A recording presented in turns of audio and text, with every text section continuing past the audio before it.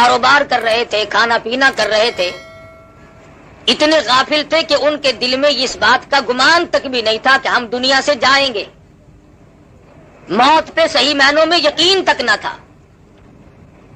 لیکن خدا کا فیصلہ اٹل ہوتا ہے. سال بھر کے اندر اندر مختلف بہانوں سے موت واقع ہوئی، آج قبروں میں ہے. اور نہ معلوم آئندہ رمضان کے آنے سے پہلے پہلے ہم میں سے کتنے لوگ قبروں میں جا چکے ہوں. نہ معلوم ہم میں سے کس کس کی باری اسی سال میں ہے. یہ ساری چیزیں اگر ہم تصور کر کے دھیان کر کے اللہ تبارک و تعالیٰ کے حضور میں گریہ زاری کریں، عاجزی اور انکساری کریں تو اس حدیث کے موجب بن سکتے ہیں. ارشاد گرامی یا امام الانبیاء محبوب کبریا حضرت محمد مصطفیٰ صلی اللہ علیہ وسلم کا فرماتے ہیں کہ اللہ پاک آخری رمضان کی رات میں فرشتوں کو جمع کر کے فرماتے ہیں، اے فرشتوں، ان لوگوں نے روزے بھی رکھے، تراویح بھی پڑھی، قرآن مجید کی تلاوت بھی کی، اب ان کو کیا ملنا چاہیے؟ فرشتے عرض کریں گے الہ العالمین، جب مزدور اپنی مزدوری کا پورا کام کر چکے وہ اپنی مزدوری کا حق رکھتا ہے. اللہ پاک فرمائیں گے فرشتوں، مجھے اپنی کبریائی کی قسم، مجھے اپنی الوہیت کی قسم، مجھے اپنی عزت کی قسم، مجھے اپنے جلال کی قسم، مجھے اپنی شان کبریائی کی قسم، تم گواہ ہو جاؤ میں نے ان لوگوں کو معاف کر دیا. اللہ پاک کی مغفرت عامہ کا دریائے کرم بہتا ہے. آج بھی اگر کوئی محروم ہے تو پھر اس نے تو محروم ہی رہنا ہے. اس کے مقدر کھوٹے، اس نے اپنے اعمال کو اتنا کھوٹا کر لیا کہ عام میں دریائے عام بہا، دریائے کرم خداوند ذوالجلال کا بہا، پھر بھی قطرہ نصیب نہیں ہو سکا تو اور کم ملے گا. اور یہ ساری چیزیں قدردانی کی ہیں. جب مسلمان قرآن کریم کی قدردانی کیا کرتے تھے تو ان کے یقین اور نظریات کچھ اور تھے. مسلمان کا یہ یقین تھا کہ قرآن کریم کا ایک ایک لفظ حق ہے، سچ ہے، پک ہے. کیوں؟ اس لیے کہ اس نے تو جس نے قرآن مجید ہاتھ میں اٹھایا اور سورۃ فاتحہ کی تلاوت کی اور الف لام میم کے بعد وہ جب پڑھنے لگا تو قرآن مجید نے خود کہا، اور میرے تلاوت کرنے والے پڑھنے والے ذالک الکتاب لا ریب فیہ، دل میں یقین کے ساتھ میری تلاوت نہ کرنا، کچا یقین رکھتے ہوئے میری تلاوت کرنے کی کوشش نہ کرنا. لا ریب فیہ، یہ وہ کتاب ہے جس کے آئین میں، جس کے قانون میں، جس کے احکام میں ذرہ برابر بھی شک کی گنجائش نہیں. وہ سب سے پہلے مطالبہ کرتا ہے پہلے یقین کامل پیدا کر، اس کے بعد تلاوت کی طرف آنا. اور فرمایا ادب کرنا بھی سیکھ لے. لا یمسہ الا المطہرون، خبردار قرآن مجید کو بغیر وضو کے ہاتھ نہیں لگانا. کیوں؟ اس لیے تنزیل من رب العالمین، یہ رب کی طرف سے آیا ہوا کلام ہے، کسی آدمی کا کلام نہیں، کسی وزیر کا کلام نہیں، کسی بادشاہ کا کلام نہیں، یہ خداوند ذوالجلال کا کلام ہے. اس کی کریمی کا کیا کہنا؟ ارے رمضان المبارک میں اتنی رحمت عامہ کا دریائے کرم بہایا گیا. فرمایا ہے میرے بندے تو مانگ کیا مانگتا ہے؟ صحابہ کہتے ہیں کہ صبح سے لے کر شام ہو جاتی تھی اور رات سے صبح سے لے کر شام ہو جاتی تھی اور شام سے صبح آ جایا کرتی تھی. لیکن صحابہ کرام اس قدر اللہ پاک سے مانگتے تھے، ان کی آنکھ کا مانگتے مانگتے آنسو خشک نہیں ہوا کرتا تھا. اور آڑے سے آڑے وقت میں، اور یقین اصل میں جب تک خدا کی ذات پہ یقین کامل نہ ہو، خدا کے کلام پہ یقین کامل کیسے آئے گا؟ اس کی ذات پہ یقین کامل پیدا ہونا یہ شرط ہے، لا بدی امر ہے. صحابہ اکرام نے سرکار دو عالم صلی اللہ علیہ وسلم کے ارشاد پہ یقین کیا، مصیبتوں تکلیفوں پریشانیوں کی پرواہ نہ کی.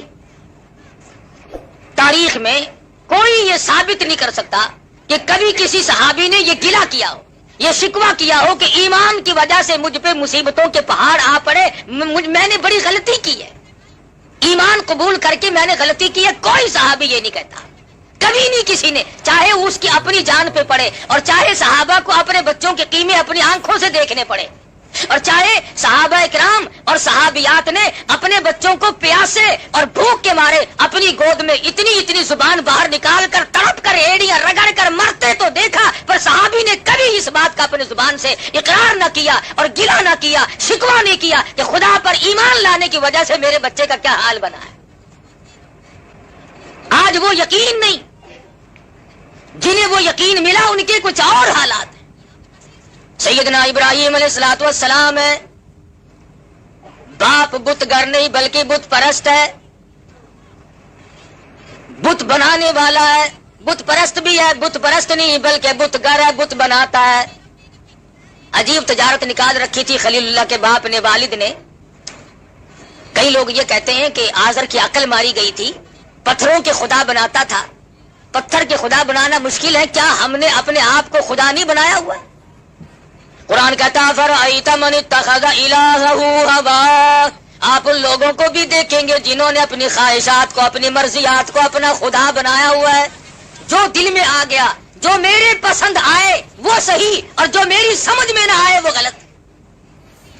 قرآن کریم کا فیصلہ ہے کہ اے محمد عربی صلی اللہ علیہ وسلم، آپ ان لوگوں کو بھی تو دیکھیں گے جنہوں نے اپنی خواہشات کو، اپنی مرضیات کو، اپنی تمناؤں کو اور اپنی اغراض کو، اپنے مقاصد کو اپنا الہ بنایا ہوا ہے۔ آج ہم کب سوچتے ہیں کہ خدا کا فرمان کیا ہے؟ ہم تو یہ سوچتے ہیں کہ میری غرض کہاں ہے، میرا فائدہ کیسے ہے۔ بس یہ فرق ہے صحابہ کے ایمان میں، میرے اور آپ کے ایمان میں۔ صحابہ یہ کہتے تھے میری جان بچے یا نہ بچے، ایمان بچے۔ ہم کہتے ہیں کارخانہ لگے، بنگلہ بنے، کوٹھی تیار ہو، ایمان کا بیڑا غرق ہوتا ہے تو ہو جائے۔ یہ فرق ہے ہم میں اور صحابہ کرام میں۔ ابراہیم علیہ السلام کا والد بت بناتا ہے پتھر کے، اور ہم نے اپنے آپ کو بت بنایا ہوا ہے۔ جب اللہ تبارک و تعالیٰ کی ذات و صفات میں کوئی شرک کرتا ہے، اس کی عقل کا دیوالیہ نکل جاتا ہے، دیوالیہ نکل جاتا ہے۔ ابراہیم علیہ السلام کے سر پہ ٹوکرے میں پتھروں کی بت بنا کر کے رکھ دیتا، جا میرے بیٹے خداؤں کو بیچ کے آ، معبودوں کو بیچ کے آ۔ ابراہیم علیہ السلام بازار میں گلی میں نکلتے ہیں، آواز لگاتے ہیں لوگوں لے لو خدا پر ہیں جھوٹے، خدا خریدنے والوں آؤ، جس نے خدا خریدنے ہو وہ آ جائے۔ اور کبھی کبھی ایسا ہوتا کہ جو کل دے کر آئے تھے، بچے عورتیں آئی، انہوں نے کہا کل جو تو خدا دے گیا تھا اس کا تو کان نہیں ہے، ہمیں تبدیل کر دے۔ کل جو تجھ سے ہم نے خدا مول لیا تھا اس کی تو ٹانگ نہیں ہے، لنگڑا خدا ہمیں نہیں چاہیے۔ تو ابراہیم علیہ السلام ایسے خداؤں کی جو پتھروں کے بنائے ہوئے تھے ان کے ناک میں رسی ڈال کر نیچے گھسیٹ کر لاتے۔ باپ کہتا یہ کیا؟ انہوں نے کہا یہ لینے والوں نے واپس کر دیے، مجھے ٹوکرے میں رکھتے ہوئے بھی شرم آئی۔ ہائے ہائے ابراہیم، تم کتنے خدا کو مانے ہوئے ہو، تم ہر رنگ میں یہ سمجھانے کی کوشش کر رہے ہو کہ خدا کے سوا حاجت روا کوئی نہیں، مشکل کشا کوئی نہیں، بگڑی بنانے والا کوئی نہیں، ارے کسی کو بسا کر اجاڑنے والا کوئی نہیں، آباد کو برباد کرنے والا کوئی نہیں، اور برباد کو آباد کرنے والا اس کی ذات کے سوا کوئی ہے ہی نہیں۔ سیدنا ابراہیم علیہ السلام کی یہ حرکتیں دیکھتا رہا آزر کہنے لگا مجھے پتا چل گیا تو میری بات کے خلاف ہے، میں بت بناتا ہوں، خدا بناتا ہوں، تو ان کے خلاف معلوم ہوتا ہے۔ بس تھوڑا سا موقع مل گیا خلیل اللہ کو، فرمانے لگے اے میرے محبوب صلی اللہ علیہ وسلم وَاذْكُرْ فِي الْكِتَابِ إِبْرَاهِيمَ إِنَّهُ كَانَ صِدِّيقًا نَبِيًّا۔ اے میرے نبی صلی اللہ علیہ وسلم اپنی کتاب مقدس میں ذرا ذکر تو کرو ابراہیم علیہ السلام کا، کتنے سچے پیغمبر تھے۔ انہوں نے اپنے باپ سے کہا اذ قال لأبیہ یا ابتی لم تعبد ما لا يسمع ولا يبصر ولا يغنی عنک شیئا۔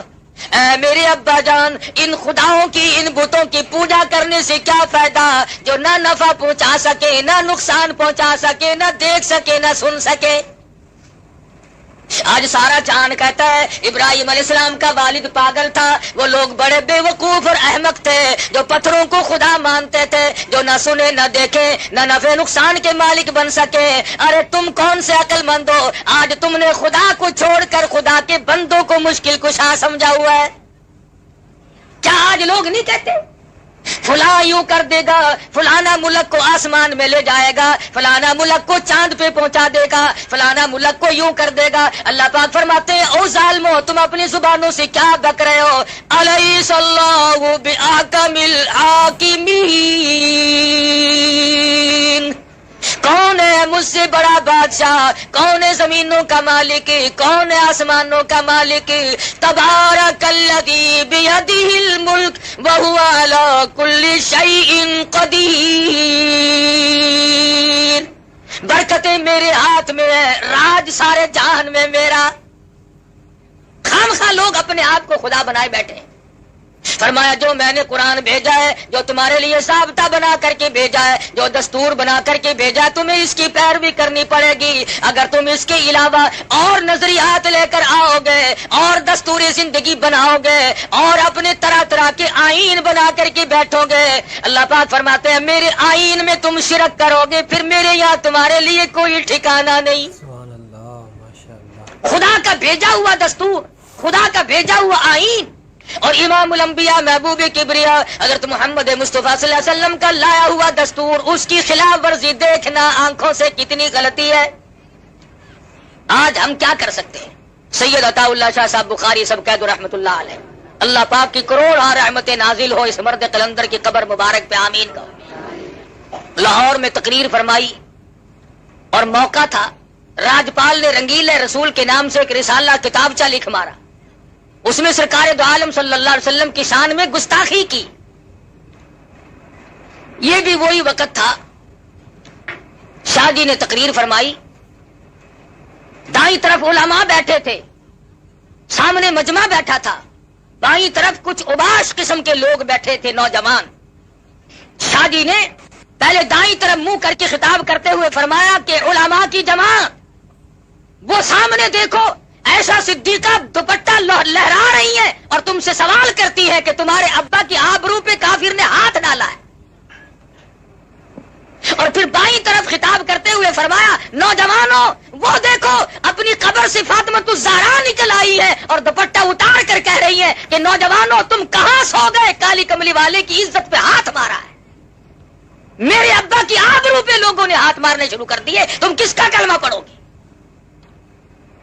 नमाजी भी बैठे थे, हाजी भी थे, गाजी भी थे, नेक परहेजगार सखी भी थे, खैरात करने वाले भी थे, मगर उन नौजवानों में एक नौजवान है, आलिम नहीं, हाफिज नहीं, कारी नहीं, हाजी नहीं, बल्कि पुख्ता और लंबा चौड़ा नमाजी भी नहीं।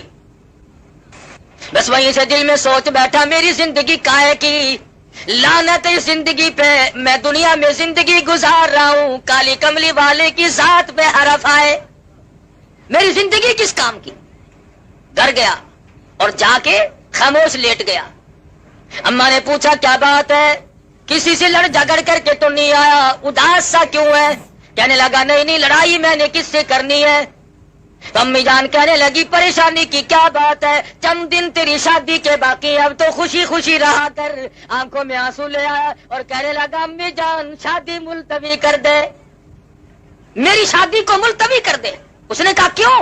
कहने लगा अब तो शादी कहीं और ही जाके करनी है, अब यहां शादी नहीं करनी। छुपे छुपे छुरा बना रहा है, तैयारी कर रहा है, मैं उसको जिंदा नहीं छोड़ूंगा जिसने काली कमली वाले के दामन पे हाथ मारा है, जिसने सरकार मदीना की आबरू पे हाथ डालने की कोशिश की, जिसने शहनशाह कायनात की इज्जत पे हाथ साफ करने की कोशिश की। अब दोनों दुनिया में नहीं रहेंगे, या राजपाल रहेगा या इल्मुद्दीन रहेगा, दोनों नहीं रहेंगे। तैयारी कर रहा है। अम्मी कहती है इस तरीके से परेशान ना हो, मैंने तो तेरी शादी की तैयारी की हुई है, बड़ी खुशी का वक्त है, अनकरीब तेरी दुल्हन को ले आऊंगी, घर में बागो बहार होगी। इल्मुद्दीन कहने लगा बस अम्मी जान शादी हो चुकी, बागो बहार तो अब किसी और ही जगह आए तो आए। आखिरकार माँ बेटों में गुफ्तगू जारी रही, सोचा कि मेरी माँ कहीं रो रो कर न मर जाए। बिल आखिर इसरार के बाद बता दिया कि अम्मी जान शादी का प्रोग्राम बिल्कुल मुलतवी करता हूँ, और अब सरकार मदीना के रसूलुल्लाह के दुश्मन को जब तक खत्म ना कर दूं उस वक्त तक मुझे चैन नहीं आएगी। माँ भी माँ थी, दामन फैला दिया, झोली फैलाकर कहने लगी मेरे बच्चे और नौजवान, अगर तेरे ऐसे अज़ाइम इरादे हैं, मैं गरीब, मैं अनपढ़ औरत अल्लाह पाक की हुजूर में दुआ मांगती हूँ, मौला मेरे बच्चे को कबूल फरमा। दुआ मांग रही है, मशवरे नहीं करता, तदबीरें नहीं बनाता, तजवीजें नहीं करता, यार दोस्तों से पूछता नहीं फिरता, जिसने कुछ करना हो वो नहीं पूछा करता। वह छुरा लिया और अनारकली के बाजार में पहुंचा और वहां जाकर के राजपाल को छुरा मारा और उसे खत्म करने के बाद खुद थाने में पेश हो गया। انگریز کا زمانہ تھا، آخر گرفتار تو ہونا ہی تھا. میاں والی جیل میں ڈال دیا گیا. بمبئی سے بڑے بڑے وکیلوں کو بلایا. پاکستان کے بانی محمد علی جناح جو اس وقت وکالت کیا کرتے تھے ان کو بلایا گیا. تو جب ملاقات کی جیل میں تو یوں کہا کہ علم الدین انکار تو کر دے، چھڑا میں لوں گا. اس نے کہا کیسے؟ کہ اس سے انکار کر دے کہ راجپال کو میں نے نہیں مارا. کہنے لگا نمازی میں نہیں، حاجی میں نہیں، لمبے چوڑے پرہیزگار متقی میں نہیں، تسبیح میں نے نہیں پھیری، تلاوتیں میں نے نہیں کی. ارے ساری عمر گناہوں میں گزاری، ایک ہی تو نیکی کی ہے، اسی سے انکار کر دوں. تمہیں کس نے کہا کہ میرا پروگرام بچنے کا ہے؟ میں بچنے کا ارادہ ہی نہیں رکھتا. چنانچہ صاحب کہہ دیا وکیل صاحب نے کہ بچنا محال ہے، بس قصہ ختم ہے، یہ انکار نہیں کرے گا، بچے گا نہیں. چنانچہ سزائے موت آخر ہوئی. مولانا قاضی احسان احمد شجابادی سب قید رحمۃ اللہ علیہ فرماتے تھے کہ جس وقت جیل میں ملاقات کرنے گئے تو جیل کے سپرڈنٹ نے بتلایا کہ رات کو علم الدین کی کوٹڑی سے ایسے نور کی روشنی نکلتی ہے، آسمان تک بلند ہو جاتی ہے. تمام لوگوں نے دیکھا، سب لوگ دیکھتے تھے. بالآخر وہ گھڑی آ پہنچی، سزائے موت ہو گئی، پھانسی کا وقت قریب آ گیا، پھندے کے قریب پہنچا. عزیز رشتہ دار آئے، ملنے جلنے والے لوگ، مسلمان ہمدرد آدمی کہنے لگے علم الدین کوئی تمنا ہو تو بتاؤ، کوئی آرزو ہو تو کہہ لو، کسی قسم کی حسرت ہو تو بیان کرو. پھندا پکڑ کر کہنے لگا بس اب ایک ہی تمنا ہے، ایک ہی آرزو ہے، ایک ہی حسرت ہے، اور وہ یہ کہ جو تجلی، جو نور، جس چیز کا دیدار جیل کی کوٹڑی میں بار بار ہوا، علم الدین کی تمنا بس اب ہر وقت وہی دیدار کرتا رہوں. علم الدین تو دنیا میں اب نہیں رہے گا، تیرا آخری وقت آ پہنچا، پھندا تیرے سامنے پھانسی کا موجود ہے. چوم کے کہنے لگا لوگوں تمہاری نظروں میں یہ موت کا پھندا ہے، میری نظروں میں محبوب کو ملنے کا دروازہ ہے. تم اس کو موت کا پھندا کہتے ہو، میں اس سے آقا سے ملنے کا ایک دروازہ کہتا ہوں. ادھر موت آئے گی، ادھر میں اپنے آقا سے ملوں گا. مجھے بڑی خوشی ہے، میں غم میں جان قطع نہیں دے رہا، بس یقین بیٹھ جو گیا. دیکھا دنیا نے کہ دنیا کے سامنے کیا ہوا. اور صحابہ اکرام کا تو کیا کہنا کہ انہوں نے اپنے اپنے وقت میں اور اپنے اپنے انداز میں اللہ تبارک و تعالیٰ کے ایک ایک حکم پہ جان کی بازی لگائی. توحید باری تعالیٰ صحابہ اکرام جب بیان کرتے تھے، اپنے ایمان کا اعلان کرتے تھے تو سارے کافر دشمن ہو جاتے تھے، اپنے بھی پرائے. یاریاں ٹوٹتی تھی، رشتہ داریاں ٹوٹتی تھی، عزیز و اقارب الگ ہوتے تھے، مقام جاتا تھا، حتیٰ کہ وطن کو بھی خیر باد کہنا پڑا صحابہ کرام. اور دوسری طرف ان کو تمام چیزیں یوں میسر تھی. حضرت زید بن حارث ہیں سب قید رضی اللہ تعالیٰ عنہ، غلام ہیں، بکتے بکتے حضور صلی اللہ علیہ وسلم کے پاس پہنچے، حضور نے خرید لیا. والد کو پتا چلا کہ میرا بیٹا مکے میں ہے، تلاش کرتے کرتے حضور کے پاس آ پہنچا. حضور نے فرمایا میں نے تجھے آزاد کر دیا، تو اپنے باپ کے ساتھ جا سکتا ہے. زید بن حارث کھڑے ہو کر کے کہنے لگے میں اپنے باپ کے ساتھ تو تب جاؤں جب مجھے سرکار مدینہ جیسا شفیق باپ کہیں اور ملتا ہو. کس قدر سرکار دو عالم صلی اللہ علیہ وسلم کی رحیمانہ اور قریبانہ زندگی ہے کہ صحابہ کرام کو یوں گرویدہ کر دیا. لیکن ظالموں نے، دشمنان دین نے سرکار دو عالم صلی اللہ علیہ وسلم کو بھی نہیں بخشا. رات دن پروگرام بناتے تھے، ہر وقت تجویزیں لڑاتے تھے، کون سی صورت ہے ان کو ختم کرنے کی، کیا طریقہ کار ہو سکتا ہے. چنانچہ ایک روز پروگرام بنایا کہ بھی سارے اکٹھے ہو کر ابو طالب کے پاس چلو، پھر کوئی بات بنے گی. غلط کار لوگ رات دن تجویزیں ہی بنایا کرتے ہیں. اکٹھے ہو کر کے آ گئے ابو طالب کے پاس اور آ کر کے کہنے لگے ابو طالب تیرے بڑھیپے کا لحاظ ہے، تو مکے کا سردار ہے، بڑا معزز آدمی ہے، ورنہ اس نبی کو تو نعوذ باللہ ہم نے کبھی سے اڑا دیا ہوتا. ہم کوئی تھوڑے، توبہ، ہماری طاقت کا کوئی اندازہ کر سکتا ہے؟ تیری سرداری کا لحاظ ہے، تیرے بڑھیپے کا لحاظ ہے. ابو طالب کہنے لگا کیا بات ہے، تمہیں کیا تکلیف پہنچی؟ لگا یہ تمہارا بھتیجا ہمیں ہر وقت گالیاں نکالتا ہے، ہر وقت ہمیں گالیاں دیتا ہے تمہارا بھتیجا. ابو طالب نے حضور انور سب کہہ دو صلی اللہ علیہ وسلم کی ذات اقدس کو بلوا بھیجا. حضور تشریف لے آئے. ابو طالب کہنے لگے او میرے یتیم بھتیجے، یہ مکے کے لوگ شکایت کرتے ہیں، کہتے ہیں تیرا بھتیجا گالیاں نکالتا ہے۔ حضور صلی اللہ علیہ وسلم نے فرمایا چچا جان ساری عمر میں کبھی بھی کسی کو کسی حال میں بھی گالی نہیں دی، پتھر میں نے کھائے، مار میں نے کھائی، رات دن ان کی مار سہتا ہوں، میں نے تو کبھی گالی تو کیا بد دعا بھی نہیں دی۔ مکی کا کون سا چوک ہے جس میں انہوں نے مجھے نہیں مارا؟ کون سی وہ جگہ ہے؟ صحابی کہتا ہے امام الانبیاء محبوب کبریا حضرت محمد مصطفیٰ صلی اللہ علیہ وسلم مکے کے چوک میں کھڑے ہو کر لوگوں کو قرآن مجید سنا رہے ہیں۔ میں اس وقت تک مسلمان بھی نہیں تھا، میں نے دیکھا چاروں طرف کافروں کا مجمع لگا ہوا ہے، کوئی پتھر مار رہا ہے، کوئی اینٹ مارتا ہے، کوئی روڑے مارتا ہے، کوئی ہڈی مارتا ہے پھینک کر، چاروں طرف سے مار پڑ رہی ہے، اور سرکار مدینہ بلا تحمل قرآن مجید کی تلاوت فرما رہے ہیں، زخموں سے خون کے پھوارے چھوٹ رہے ہیں۔ ایک عورت نے کوٹھی پہ سے آواز دی اے زینب تم کہاں چلی گئی؟ تمہارے ابا کو لوگوں نے لولوان کر دیا۔ حضرت زینب اپنے گھر سے نکلی رضی اللہ تعالیٰ عنہ پانی کا پیالہ لے کر، زینب کی آنکھوں نے دیکھا سرکار مدینہ کا تمام جسم زخمی ہے، لہو میں کپڑے بھی تربتر ہیں، شرابور ہیں۔ بیٹی اپنے باپ کو لپٹ گئی، ابا جان گھر چلو، یہ لوگ کیوں مارتے ہیں؟ کیا وجہ ہے؟ مار کیوں پڑی؟ کیا ہوا؟ آپ تو کسی کا مال نہیں چھینتے، ادھار لے کر واپس کرتے ہو، محافظت کرتے ہو، سب کی عزت کرتے ہو، صلہ رحمی فرماتے ہو، آپ کو لوگ کیوں مارتے ہیں؟ فرمایا بیٹی تجھے معلوم نہیں، میں ان تمام لوگوں کو یہ کہتا ہوں ساری کائنات کا مالک وہ ایک خدا ہے، اس پر یہ برف دیوتا ہوتے ہیں، اس کی یہ وجہ ہے ان سب کے ناراض ہونے کی۔ میں خدا کا قرآن سناتا ہوں، اللہ کی توحید کا پیغام ان تک پہنچاتا ہوں۔ مورخین نے لکھا ہے حضرت زینب نے پانی کا پیالہ پیش کر دیا، سرکار مدینہ صلی اللہ علیہ وسلم نے منہ مبارک میں لے کر کلی جو کی تو منہ سے لہو آیا۔ وہ مار صحیح ہے کالی کملی والے نے، خدا کی قسم حضور فرماتے ہیں بخاری شریف میں حدیث موجود ہے کہ اللہ کی راہ میں جتنی میں نے مار کھائی اس زمین کے اوپر اس آسمان کے نیچے اتنی کسی نے مار نہیں کھائی۔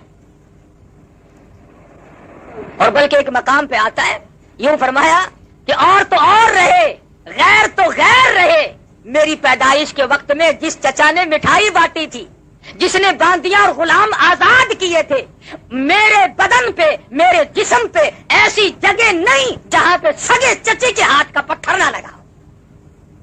کوئی مذاق ہے؟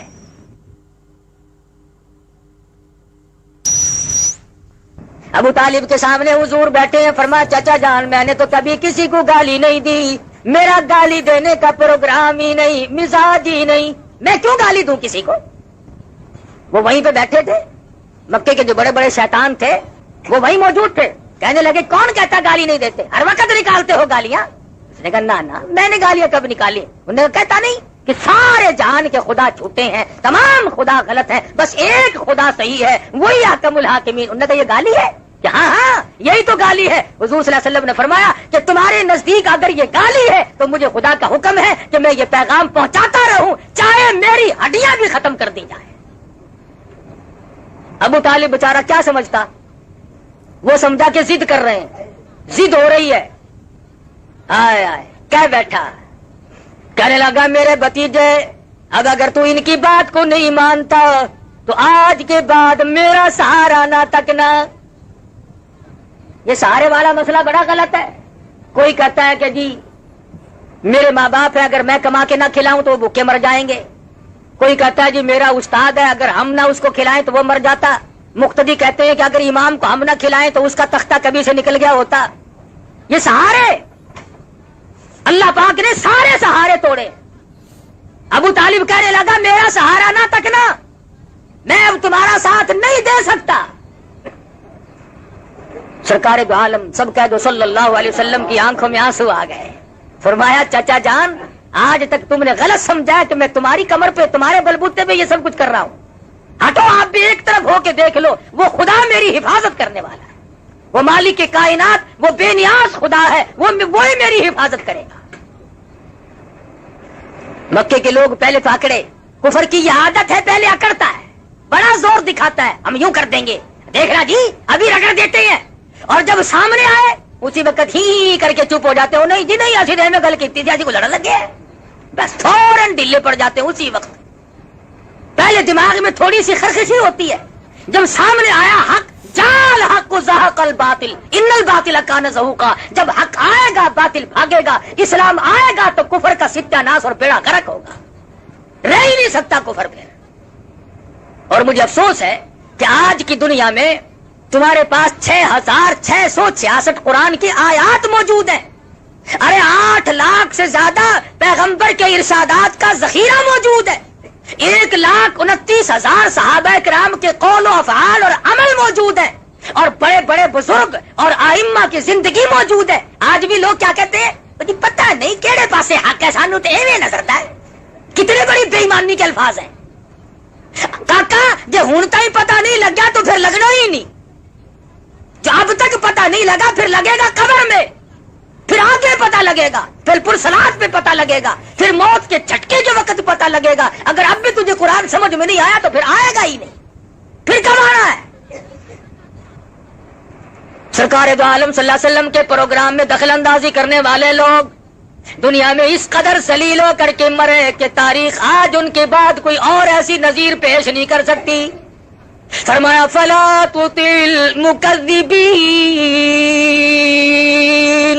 ودوا لو تدہن فیدہنون. اے میرے محبوب صلی اللہ علیہ وسلم, آپ بالکل بھی ڈھیلے نہ پڑے, ان کے پیچھے نہ لگنا. میں خدا آپ کا نگہبان اور محافظ ہوں, کوئی پرواہ نہ کرو, آپ ہے اور میں ہوں, بس کسی کی کیا حاجت باقی ہے. تو صحابہ کرام نے اپنے اپنے وقت میں ایسا انداز اختیار کیا, اللہ غنی, مرد تو مرد رہے, عورت ہے, عورت ساتھ ہے. اور کتنی خوش نصیب مائی ہے, خامند بھی صحابی, بیٹا بھی صحابی, خود بھی صحابیہ, خود بھی صحابیہ. ارے قربان کر دوں 2 جان کی دولت ہے اس مائی کی جوتے سے اڑی ہوئی خاک پہ, جس کا پورا گھرانہ کالی کملی والے کا غلام بن چکا ہو, اور غلام بھی اس طرح کا. ابو جہل کو مکے میں صرف سمیہ ملتی تھی, اسے اور کوئی نہ ملا. اسے ڈھونڈ کر کیوں لایا؟ ایماندار اور بھی تو تھے, اس کے بیٹے کو پکڑ کے لاتا, اس کے خامن کو پکڑ کے لاتا, خاندان کے اور لوگوں کو اس طریقے سے کیوں نہیں مارا؟ اس لیے کہ بیٹا جوان تھا, خامن بھی طاقتور تھا, اور لوگوں کی جانوں میں جان تھی. ابو جہل مکے کا بدماش تھا, کہنے لگا کمزور کو مارنا آسان ہے, کمزور کو مارنا آسان ہے. سمیہ اس قدر بڑھیپا طے کر چکی تھی, گردن ہلتی تھی, زبان تتلاتی تھی, ہاتھ حرکت کرتے تھے, گردن میں ہاتھ پاؤں میں ریشہ آ چکا تھا, لیکن خدا بند ذوالجلال کا دیا ہوا ایمان اور نبی کا عطا کردہ کلمہ اور اللہ کی توحید کو سمیہ نے اپنی رگوں میں ایسا بسایا تھا کہ زمین و آسمان ہل سکتے ہیں, پر آسمان کے سمیہ کے ایمان میں فرق نہیں آ سکتا. اتنا مضبوط ایمان تھا. ابو جہل سارے مکے میں سے ڈھونڈ کے لایا بڑھیا کو. پتا چلا یہ جو کمزوروں کو لوگ مارا کرتے ہیں, غریبوں کو ستایا کرتے ہیں, محکوموں پہ ظلم کیا کرتے ہیں, پتا چلا کہ ان شیطانوں نے یہ چال ابو جہل سے سیکھی ہے, اور اسی کی نسل ہو تو کوئی پتہ ہی نہیں, ورنہ اور مکے میں مل سکتے تھے. سمیہ کو چھانٹ کے کیوں لایا؟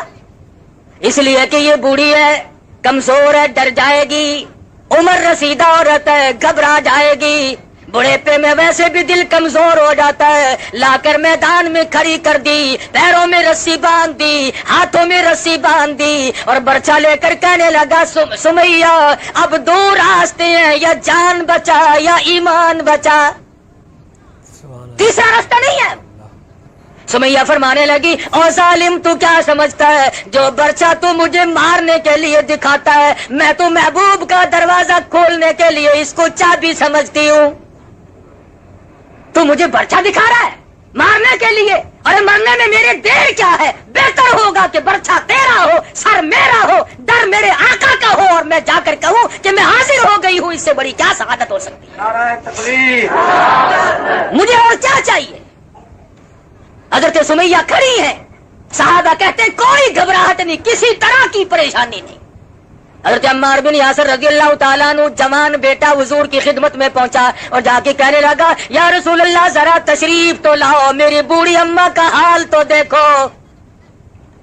حضور تشریف لائے, कितने बेकस और मजबूर होंगे उस वक्त में मुसलमान कि सरकार दो आलम सल्लल्लाहु अलैहि वसल्लम ने जब देखा सुमैया को बंधा हुआ तो आंख में आंसू आ गए और फरमाया अम्मार इसी वक्त दौड़ के जाओ, सुमैया को जाके बहिश्त की बिशारत सुना और जाकर के मैं नबी का सलाम पहुंचा।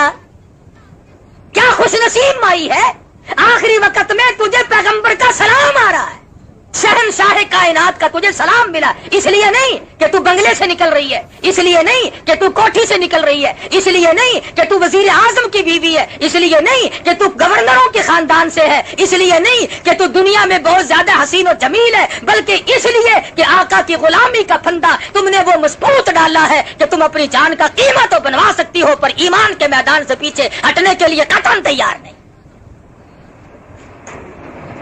सुमैया के बेटे ने आकर के सलाम पहुंचाया, नबी का पैगाम और बिशारत दी तो मुस्कुरा रही हैं, काफिर हैरान खड़े हैं। हम तो कहते थे बुढ़िया घबराएगी, ये थर थर कांपने वाली, ये ज़ईफा, ये कमजोर, ये नातवा, हमने तो सोचा था ये फिर जाएगी तो और भी फिरेंगे, अरे बूढ़ी का ये हाल है तो जवान क्या करेंगे। हजरत सुमैया रज़ी अल्लाह ताला अन्हा बिल्कुल आराम से खड़ी है, बार बार चारों तरफ से काफिर डरावा दे रहे हैं, अभी अभी तेरे टुकड़े कर दिए जाएंगे, अभी अभी तुझे चीर दिया जाएगा, अभी अभी तुझे तेरा कीमा बना दिया जाएगा, अभी तुझे यूं मारा जाएगा। सुमैया कहने लगी बात ही कोई नहीं, मेरे यहाँ मरने जीने का फर्क खत्म हो गया। क्यों? इसलिए उल्फत में बराबर है, वफा हो या कि जफा हो, हर चीजों में लज्जत है गर दिल में मजा हो। तुम मुझे मरने से डरा रहे हो, अरे ये जो वक्त गुजर रहा है मुझे ये शाक मालूम होता है, जल्दी करो मुझे मेरे महबूब से मिलाओ। ये मौत मेरे लिए दरवाजा बनेगा, मैं अपने परवरदिगार से मिलूंगी, मैं अपने कलमे की शहादत दूंगी, मैं अपने मजबूत ईमान का इजहार करूंगी, मेरे यहाँ घबराहट का नामो निशान नहीं। और मुफ्त का डरावा नहीं था, चुनाचे अबू जहल आगे बढ़ा, अरे बूढ़े पे तरस न खाया, कमजोर है, औरत है, माई है, ज़ईफ़ा है, बरछा मारा, इधर उधर ऊंट दौड़ा कर सुमैया के टुकड़े कर दिए गए। मजाल है जो ईमान में जर्रा बराबर भी तसलसल आया हो या घबराहट आया हो, अरे ईमान हो तो ऐसा हो, खुदा के कुरान की अजमत हो तो ऐसी हो। आज हम अपने आप को मुसलमान भी कहलाते हैं और जर्रा बराबर भी तकलीफ का तहम्मुल करने के लिए हम लोग तैयार नहीं। हजार वाक़यात है सहाबा इकराम के, अरे जिन्होंने अल्लाह को अपनाया, मुजद्दद अल-फिसानी को गवालियार के जेल के किले के अंदर खुदा को पुकारना पड़ा और खुदावंद आलम के नाम की सरबे लगाई। अबू हनीफा का जनाजा जेल से निकला, अल्लामा इब्न तैमिया मरहूम का जनाजा दमिश्क की जेल के मीनारे से ऐलान होकर के बाहर आता है। कौन है जिसने मुसीबत ना सही? और तुम्हारे करीब की बात है, यह हिंदुस्तान का बादशाह जफर अंग्रेजों ने कैद कर लिया, कैद करके रंगून ले गए, हाथ पांव में बेड़ियां पड़ी हुई हैं। एक अंग्रेज अफसर ने आकर के कहा कि दोपहर के वक्त तुम्हारी दावत है। शाह जफर हैरान है, कहा मैं कैदी और कहा मेरी दावत, क्या बात है? कि नहीं नहीं, अंग्रेज गवर्नमेंट ने तुम्हारी दावत की है। अंग्रेज बड़ा बेईमान था, उसने जिस तरह की गोली कोई खाता दिखाई दिया वैसी गोली मारी, किसी को सर का लकब दे दिया, किसी को जायदाद और मुरब्बे और जागीरें दे दी, किसी को कुछ दिया, किसी को कुछ दिया, ताकि ये लोग इस्लाम और मुसलमानों से गद्दारी करते रहें। और शायद से उन मुसलमानों को भी आज तक बाज लोग गद्दारी करते चले आते हैं। और फिर कहते हैं जी हमसे बड़ा मुसलमान कोई नहीं। अच्छा, क्या निशानी है जी मुसलमानी की? कि देखो ना जी मेरा अब्बा सर था, सर, अंग्रेज का दिया हुआ लकब सर का था। ये नहीं कहा कि मेरा बाप नमाजी था, हाजी था, गाजी था, मुजाहिद था, अल्लाह और उसके रसूल के अहकाम पे मर मिटने वाला था। कि नहीं नहीं, अंग्रेज के घोड़ों की लीद उठाया करता था, अंग्रेज के घोड़ों के खरखरे मारा करता था। ये जो तुम्हें बड़े बड़े आज भी तंग करते दिखाई दें और जिन्होंने हमारे मुल्क में 30 बरस हो गए तूफान मचा रखा है, ये सारे अंग्रेज के घोड़ों की लीद साफ करने वाले लोग हैं। मैं थोड़ा सा शहर से बाहर रहता हूं ना, अब देहात के लोग कहते हैं अरे काका हूं क्या ठीक है, रेडू ते हर वेले बांग लगी रहती है, रेडियो ते हूं तो बांग खली है। 30 साल में कभी रेडियो पे अजान नहीं हुई। वो बदमाशी फैलाई रेडियो टेलीविजन के जरिए, वो कंजरपना फैलाया कि खुदा की जमीन भी पना पुकार उठी। लंगड़ियों बदमाश औरतों के गाने हर वक्त बड़े खुश हैं, सुभान अल्लाह। बेगैरत बना दिया गया पूरी कौम को। अब पकड़ाना खुदा ने, अब खुदा को याद करते या अल्लाह तू ही है, तू ही मेहरबानी करेगा। हूं तो मैं ये कह रहा हूं कि मुसलमान अपने अंजाम से इस कदर बेखबर क्यों रहता है? उसे क्यों ये अकल नहीं कि मैं मर भी सकता हूं, ऊंच नीच भी हो सकती है? तो शाह जफर की दावत की अंग्रेज गवर्नमेंट ने और पैरों की बेड़ियां खोल दी और हाथ की हथकड़ी निकाल दी और कमरे में जाकर के बिठा दिया, हाथ धुलाए और इसके बाद बर्तन आने शुरू हुए। एक आया, दो आए, तीन आए, एक के बाद दीगरे 12 बर्तन आए जिनके ऊपर सरपोश ढके हुए थे। और जब अंग्रेज अफसर ने शाह जफर के सामने आकर के वो बर्तन उठाए और सरपोश उठाए तो शाह जफर ने देखा कि पहले बर्तन में सबसे बड़े बेटे का सर था और उसके बाद उससे छोटे का सर था और फिर तीसरे का सर था। शाह जफर के 12 बेटे थे, 12 के 12 बेटों के सर शाह जफर के सामने बर्तनों में काट कर रखे हुए थे। तारीख शाहिद है, तारीख गवाह है। जफर रोया नहीं कि हाय मेरे सारे बच्चे मर गए, नहीं, तारीख कहती है शाह जफर ने मुस्कुरा दिया और कहा शाबाश मेरे बेटो, खानदाने तैमूरिया की नस्ल को यूं ही चाहिए कि वो अपने बाप की हुजूर में इसी तरह से सुरखरू होकर के आए। इस शाही खानदान की औलाद को यूं ही चाहिए था। मुझे तुम्हारा गम था कहीं मेरे बाद ये लोग काफिरों की गुलामी ना कबूल कर ले। मैं अब खुश हूं कि तुम भी पहुंच गए हो और खुदा के यहां मैं भी आ रहा हूं। कदरदानी की जा सके वो कर लें। ना मालूम इस महीने की ये रातें, ये सातें, ये घड़ियां फिर हम में से किसको नसीब होंगी और किसको नहीं। हजारों लाखों लोग गुज़िश्ता रमजानुल मुबारक में जिंदा थे, कारोबार कर रहे थे, खाना पीना कर रहे थे, इतने गाफिल थे कि उनके दिल में इस बात का गुमान तक भी नहीं था कि हम दुनिया से जाएंगे। मौत पे सही मायनों में यकीन तक न था। लेकिन खुदा का फैसला अटल होता है। साल भर के अंदर अंदर मुख्तलिफ बहानों से मौत वाक़ई हुई, आज कब्रों में है और ना मालूम आइंदा रमजान के आने से पहले पहले हम में से कितने लोग कब्रों में जा चुके हो। ना मालूम हम में से किस किस की बारी इसी साल में है। ये सारी चीजें अगर हम तसव्वुर करके ध्यान करके अल्लाह तबारक व तआला की हुजूर में गिरियाजारी करें, आजिज़ी और इंकिसारी करें तो उस हदीस के मूजिब बन सकते हैं। इरशाद गरामी या इमामुल अंबिया महबूब किबरिया हज़रत मोहम्मद मुस्तफ़ा सल्लल्लाहु अलैहि वसल्लम का फरमाते हैं कि अल्लाह पाक आखिरी रमजान की रात में फरिश्तों को जमा करके फरमाते हैं, ऐ फरिश्तों, इन लोगों ने रोजे भी रखे, तरावियां भी पढ़ी, कुरान मजीद की तिलावत भी की, अब इनको क्या मिलना चाहिए? फरिश्ते अर्ज करेंगे इलाहुल आलमीन, जब मजदूर अपनी मजदूरी का पूरा काम कर चुके वो अपनी मजदूरी का हक रखता है। अल्लाह पाक फरमाएंगे फरिश्तों, मुझे अपनी किबरियाई की कसम, मुझे अपनी उलूहियत की कसम, मुझे अपनी इज्जत की कसम, मुझे अपने जलाल की कसम, मुझे अपनी शान किबरियाई की कसम, तुम गवाह हो जाओ मैंने इन लोगों को माफ कर दिया। अल्लाह पाक की मगफिरत आम्मा का दरियाए करम बहता है। आज भी अगर कोई महरूम है तो फिर उसने तो महरूम ही रहना है, उसके मुकद्दर खोटे, उसने अपने आमाल को इतना खोटा कर लिया कि आम में दरियाए आम बहा, दरियाए करम खुदावंद जुल जलाल का बहा, फिर भी कतरा नसीब नहीं हो सका तो और कम मिलेगा। और ये सारी चीजें कदरदानी की हैं। जब मुसलमान कुरान करीम की कदरदानी किया करते थे तो उनके यकीन और नजरियात कुछ और थे। मुसलमान का ये यकीन था कि कुरान करीम का एक एक लफ्ज हक है, सच है, पक है। क्यों?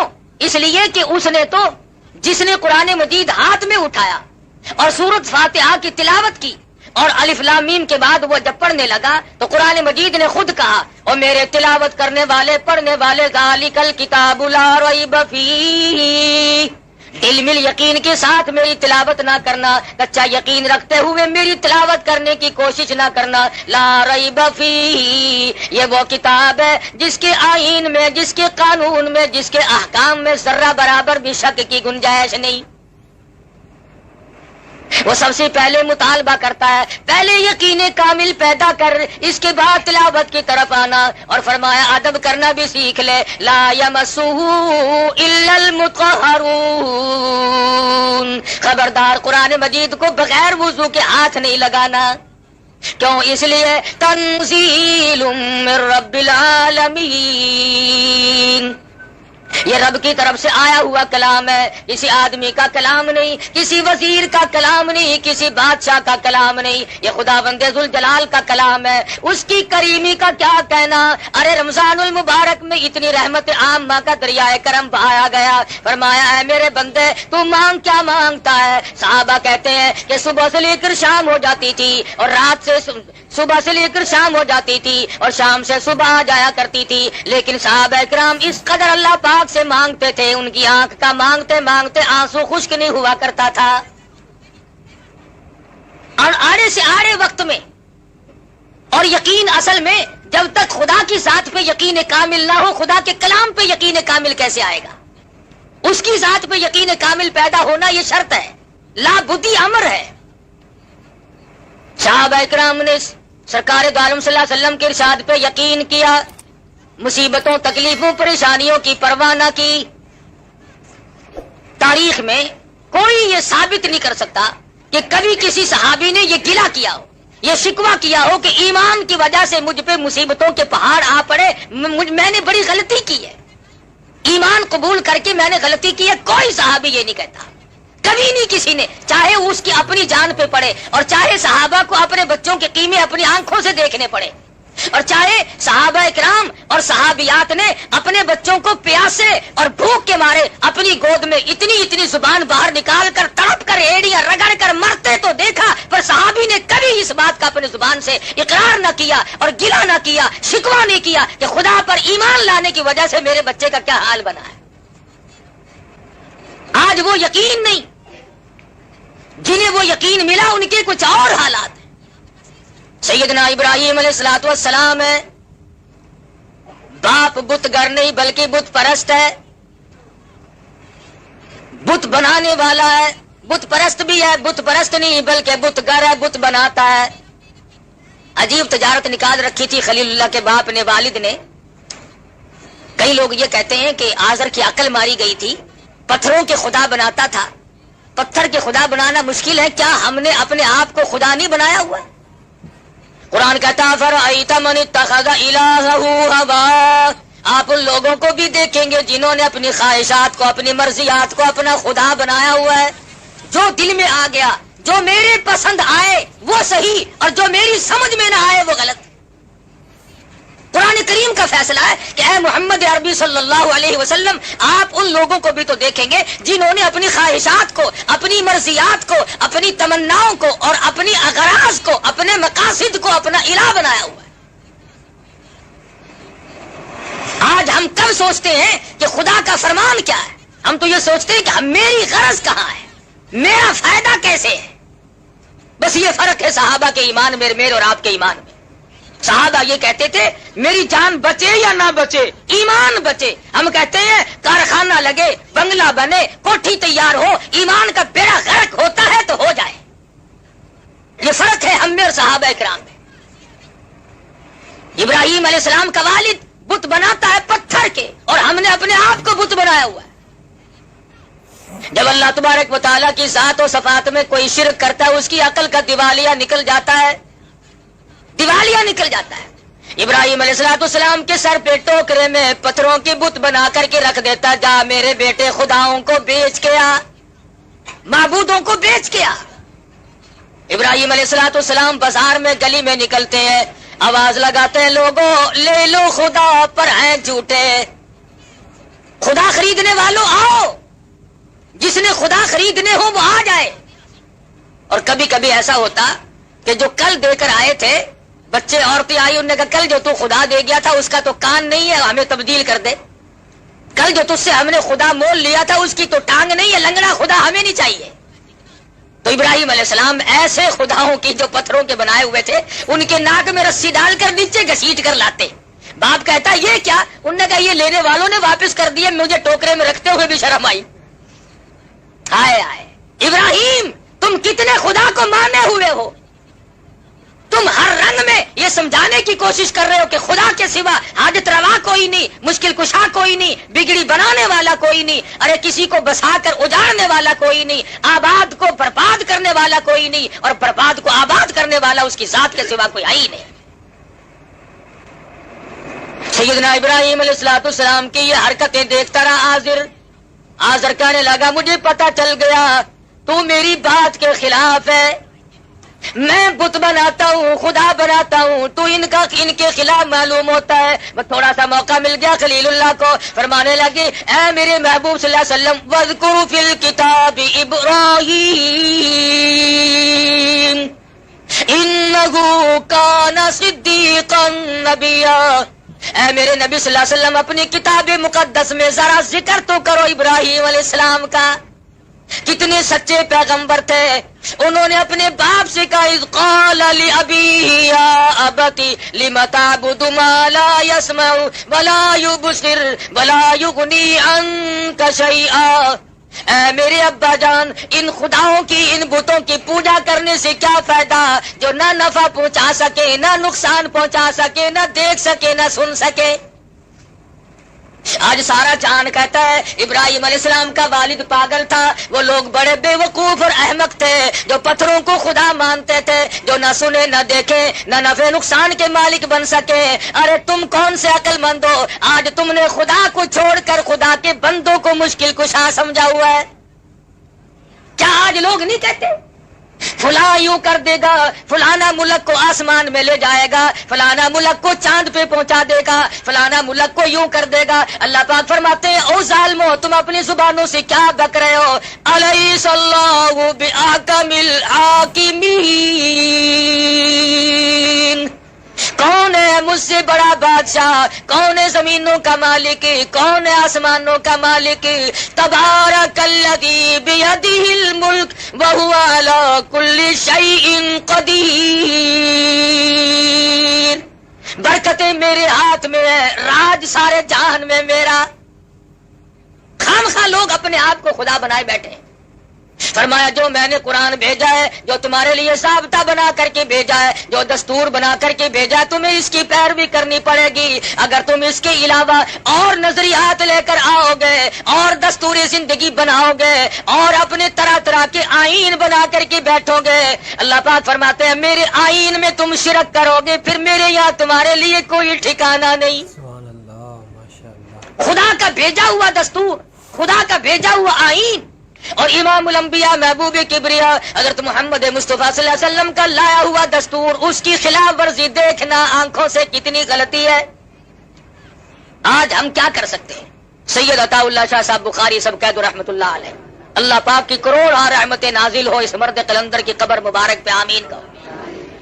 लाहौर में तकरीर फरमाई और मौका था, राज्यपाल ने रंगीले रसूल के नाम से एक रिसाला किताबचा लिख मारा, उसमें सरकार दो आलम सल्लल्लाहु अलैहि वसल्लम की शान में गुस्ताखी की।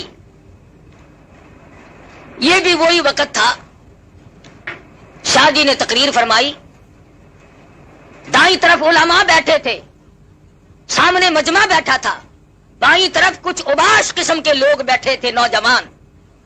शाह जी ने पहले दाईं तरफ मुंह करके खिताब करते हुए फरमाया कि उलमा की जमा, वो सामने देखो, ऐसा सिद्दीका दुपट्टा लहरा रही है और तुमसे सवाल करती है कि तुम्हारे अब्बा की आबरू पे काफिर ने हाथ डाला है। और फिर बाईं तरफ खिताब करते हुए फरमाया, नौजवानों वो देखो, अपनी कब्र से फातिमा ज़हरा निकल आई है और दुपट्टा उतार कर कह रही है कि नौजवानों तुम कहां सो गए, काली कमली वाले की इज्जत पे हाथ मारा है। मेरे अब्बा की आबरू पे लोगों ने हाथ मारने शुरू कर दिए, तुम किसका कलमा पढ़ोगे। नमाजी भी बैठे थे, हाजी भी थे, गाजी भी थे, नेक परहेजगार सखी भी थे, खैरात करने वाले भी थे, मगर उन नौजवानों में एक नौजवान है, आलिम नहीं, हाफिज नहीं, कारी नहीं, हाजी नहीं, बल्कि पुख्ता और लंबा चौड़ा नमाजी भी नहीं। बस वहीं से दिल में सोच बैठा, मेरी जिंदगी काहे की, लानत इस जिंदगी पे, मैं दुनिया में जिंदगी गुजार रहा हूँ, काली कमली वाले की जात पे हरफ आए, मेरी जिंदगी किस काम की। डर गया और जाके खामोश लेट गया।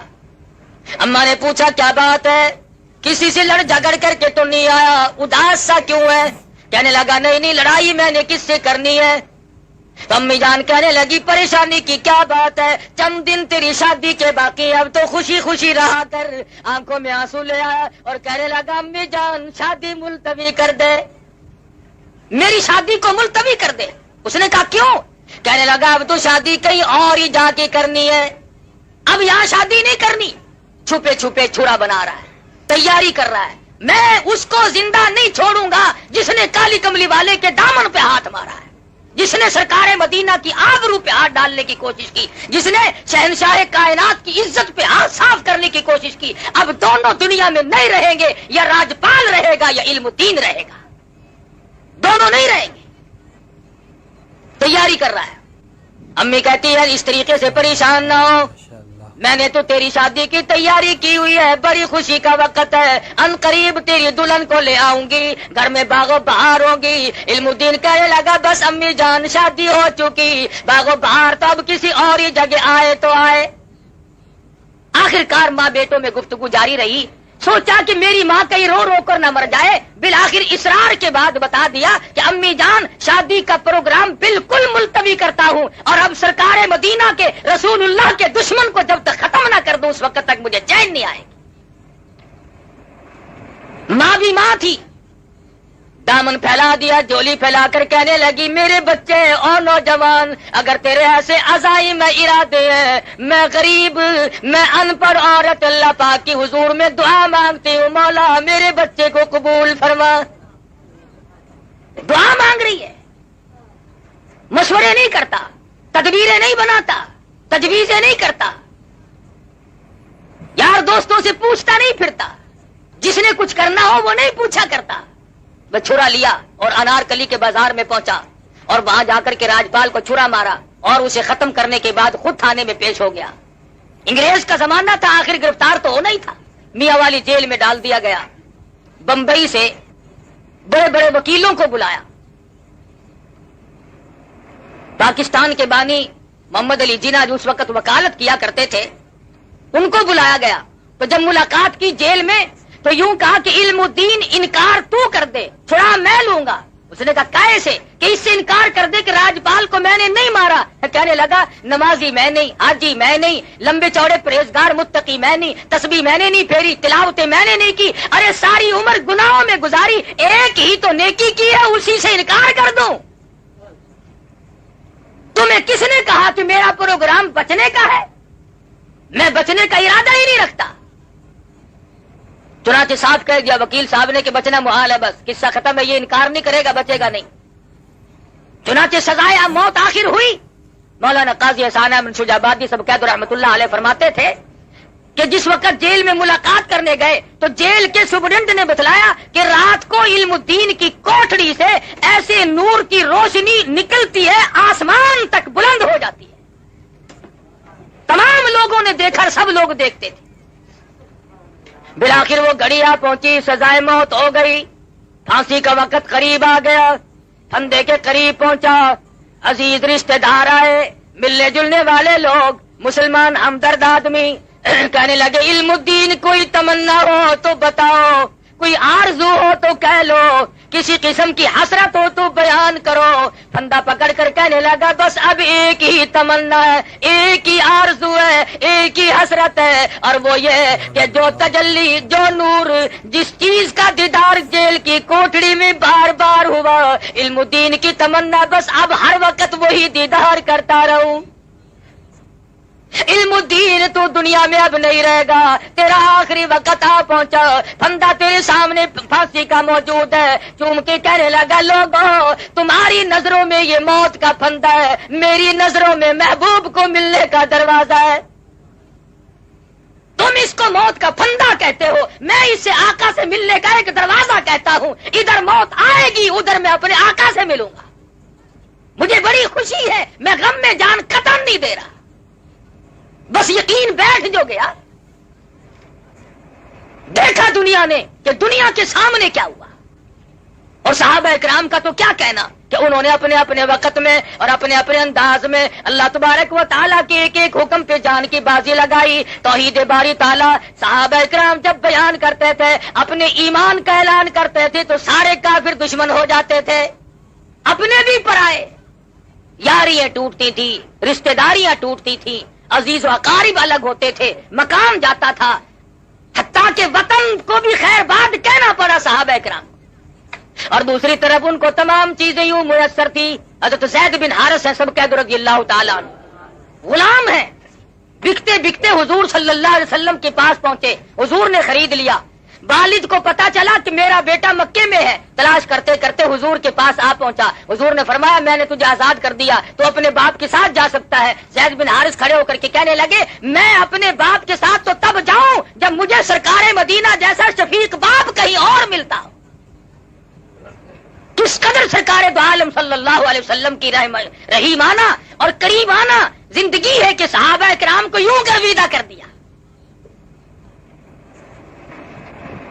لیکن ظالموں نے، دشمنان دین نے سرکار دو عالم صلی اللہ علیہ وسلم کو بھی نہیں بخشا. رات دن پروگرام بناتے تھے، ہر وقت تجویزیں لڑاتے تھے، کون سی صورت ہے ان کو ختم کرنے کی، کیا طریقہ کار ہو سکتا ہے.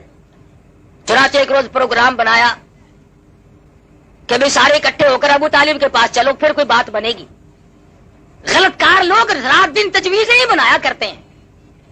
اکٹھے ہو کر کے آ گئے ابو طالب کے پاس اور آ کر کے کہنے لگے ابو طالب تیرے بڑھیپے کا لحاظ ہے، تو مکے کا سردار ہے، بڑا معزز آدمی ہے، ورنہ اس نبی کو تو نعوذ باللہ ہم نے کبھی سے اڑا دیا ہوتا.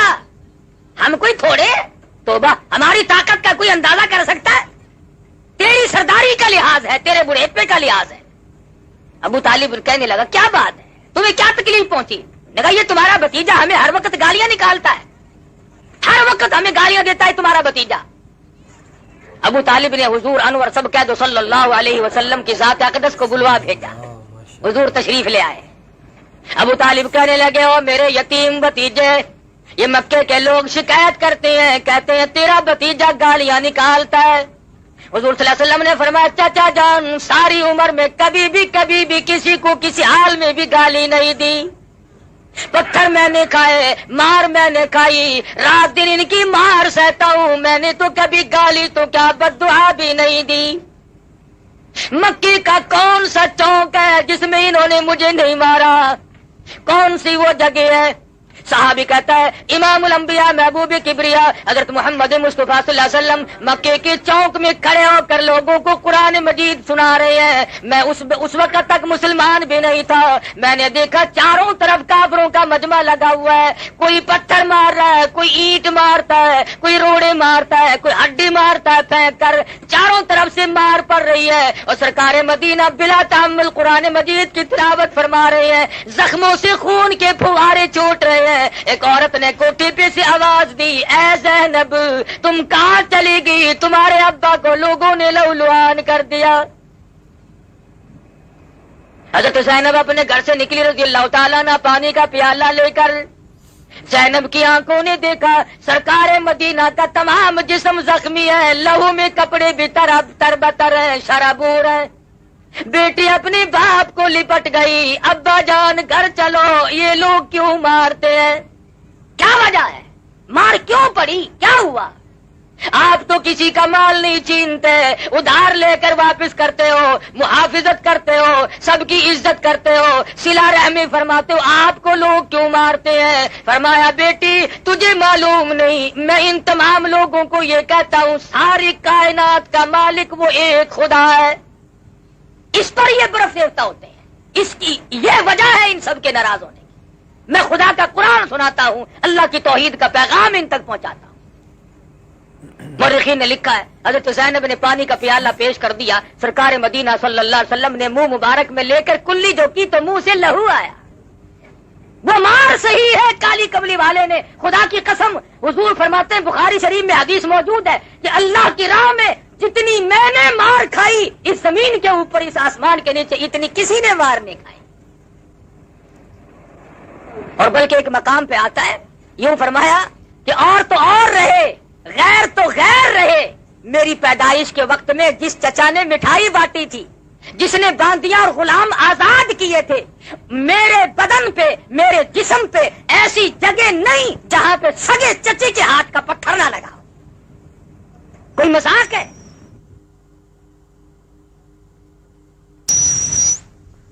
ابو طالب کے سامنے حضور بیٹھے ہیں، فرمایا چچا جان میں نے تو کبھی کسی کو گالی نہیں دی، میرا گالی دینے کا پروگرام ہی نہیں، مزاج ہی نہیں، میں کیوں گالی دوں کسی کو؟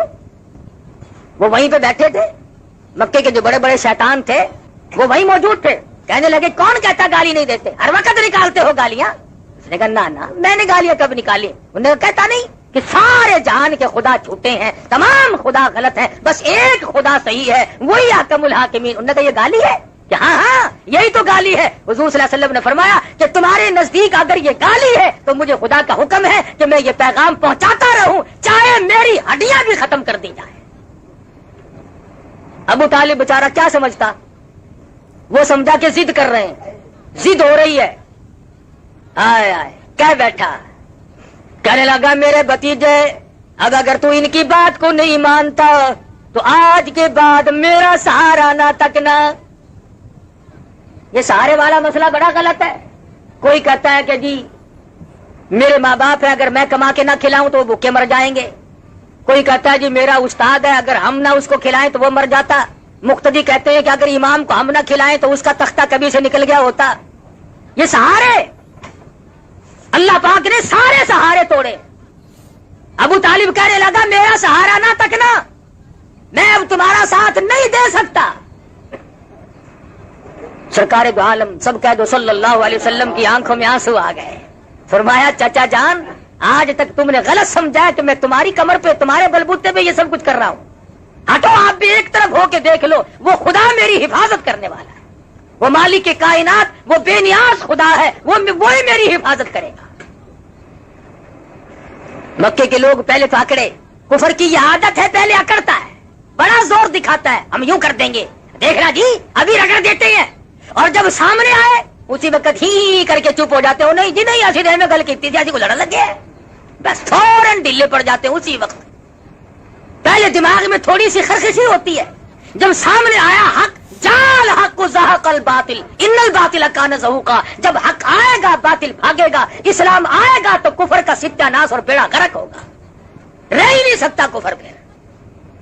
اور مجھے افسوس ہے کہ آج کی دنیا میں تمہارے پاس 6666 قرآن کی آیات موجود ہیں، ارے 8 لاکھ سے زیادہ پیغمبر کے ارشادات کا ذخیرہ موجود ہے، 1,29,000 صحابہ کرام کے قول و افعال اور عمل موجود ہے، اور بڑے بڑے بزرگ اور ائمہ کی زندگی موجود ہے۔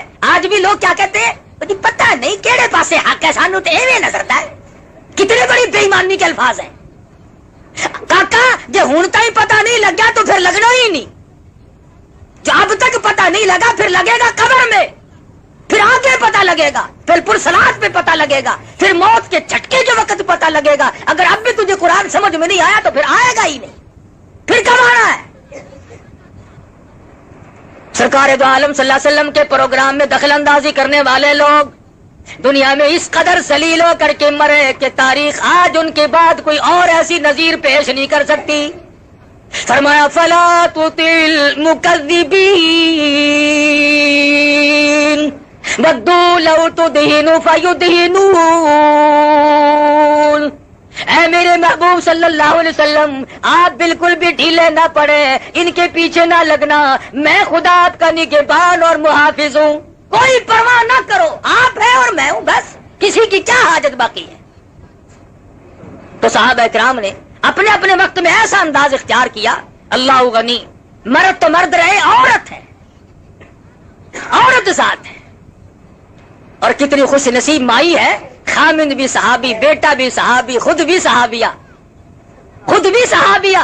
ارے قربان کر دوں 2 جان کی دولت ہے اس مائی کی جوتے سے اڑی ہوئی خاک پہ جس کا پورا گھرانہ کالی کملی والے کا غلام بن چکا ہو، اور غلام بھی اس طرح کا۔ ابو جہل کو مکے میں صرف سمیہ ملتی تھی، اسے اور کوئی نہ ملا، اسے ڈھونڈ کر کیوں لایا؟ ایماندار اور بھی تو تھے، اس کے بیٹے کو پکڑ کے لاتا، اس کے خامن کو پکڑ کے لاتا، خاندان کے اور لوگوں کو اس طریقے سے کیوں نہیں مارا؟ اس لیے کہ بیٹا جوان تھا, خامد بھی طاقتور تھا اور لوگوں کی جانوں میں جان تھی. ابو جہل مکے کا بدماش تھا, کہنے لگا کمزور کو مارنا آسان ہے, کمزور کو مارنا آسان ہے. سمیہ اس قدر بڑھیپا طے کر چکی تھی, گردن ہلتی تھی, زبان تتلاتی تھی, ہاتھ حرکت کرتے تھے, گردن میں ہاتھ پاؤں میں ریشہ آ چکا تھا, لیکن خدا بند ذوالجلال کا دیا ہوا ایمان اور نبی کا عطا کردہ کلمہ اور اللہ کی توحید کو سمیہ نے اپنی رگوں میں ایسا بسایا تھا کہ زمین و آسمان ہل سکتے ہیں پر سمیہ کے ایمان میں فرق نہیں آ سکتا. اتنا مضبوط ایمان تھا. ابو جہل سارے مکے میں سے ڈھونڈ کے لایا بڑھیا کو. پتا چلا یہ جو کمزوروں کو لوگ مارا کرتے ہیں, غریبوں کو ستایا کرتے ہیں, محکوموں پہ ظلم کیا کرتے ہیں, پتا چلا کہ ان شیطانوں نے یہ چال ابو جہل سے سیکھی ہے اور اسی کی نسل ہو تو کوئی پتہ ہی نہیں, ورنہ اور مکے میں مل سکتے تھے. سمیہ کو چھانٹ کے کیوں لایا؟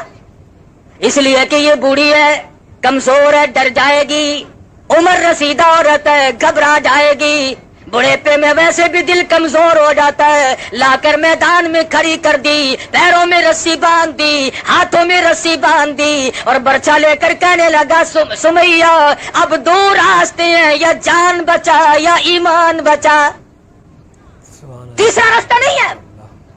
سمیہ فرمانے لگی او ظالم تو کیا سمجھتا ہے, جو برچا تو مجھے مارنے کے لیے دکھاتا ہے میں تو محبوب کا دروازہ کھولنے کے لیے اس کو چابی سمجھتی ہوں.